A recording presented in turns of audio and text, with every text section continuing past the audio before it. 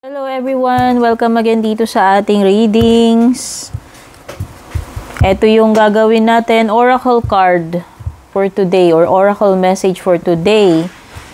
So kahit na anong zodiac sign ninyo, kung nakaka-relate po kayo dito sa reading na ito, wala pong specific na sign. Everyday humuhugot ako ng oracle card. Kumbaga ano yung overall energy. Okay? So, kung nakaka-relate kayo sa energies na itong reading na to, pwedeng para sa inyo. Kung hindi pa po kayo nakakasubaybay sa ating Facebook and YouTube. Di ako sanay ng YouTube, guys. Hindi social lang lola nyo. YouTube lang ako, Jeff Rocks. YouTube, yan. Hindi pa po kayo nakasubaybay sa ating Facebook and YouTube.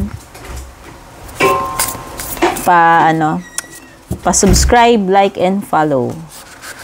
Okay, hugot na tayo. Ano kayang energy mo for today? The healing heart. Wow! Love, acceptance, and romance.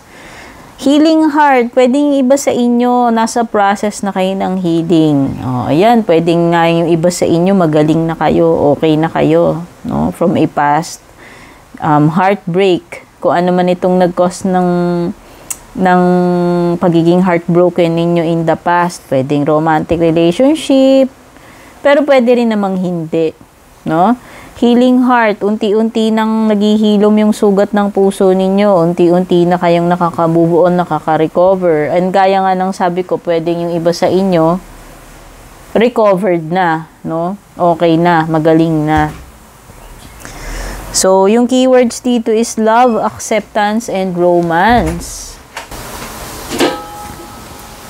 So, pwedeng indication dahil may binabanggit na love dito. Pwedeng may love na paparating sa inyo.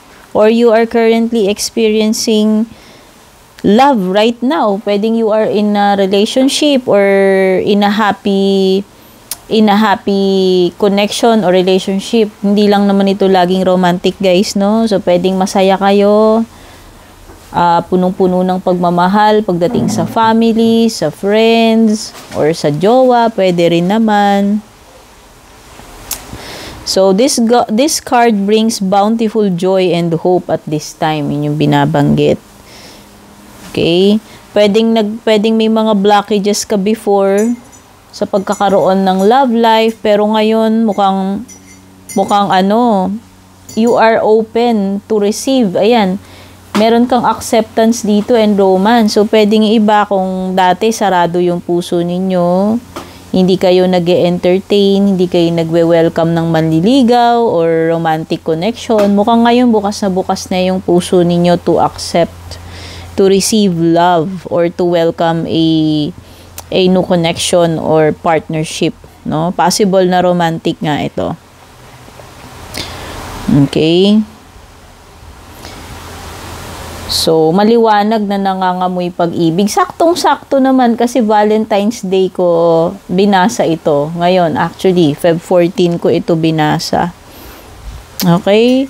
If this is, halimbawang negative side ng card na ito yung nakuha ninyo, pwedeng yung iba, you are having difficult feelings or disappointment, or may mga resentments kayo na hindi nyo matanggal-tanggal sa puso ninyo. Yan yung mga blockages, or pwedeng hindi pa kayo totally healed.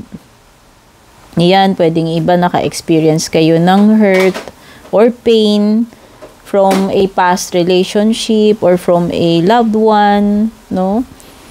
Kumbaga, ano man itong mga source ng mga bad energies or vibrations na nararamdaman ninyo sa puso na to, ang mensahe sa inyo is to deal, harapin at tanggapin, no matter how uncomfortable itong mga feelings na ito, kasi that's the only way na ma-achieve mo yung healing, no? At first, kailangan mo munang i-acknowledge, ma-recognize itong mga feelings na ito. And then, ang susunod na step is acceptance. And then, the last part, doon pa lang papasok yung healing. Pero kapag hindi mo pa ina-acknowledge yan, halimbawa in denial ka, hindi mo ina-accept itong mga feelings na to, paano ka mag-heal? 'Di ba? Sabi ko nga, first step is to acknowledge, and then the next step is to accept, tapos finally, third step, doon mo palang marireceive yung healing, no? Okay? So, eto yung message, yung oracle message or oracle card for you today. Kung energies mo to, nakarelate ka, don't forget to like, share, follow, subscribe. Take care, and happy Valentine's to all.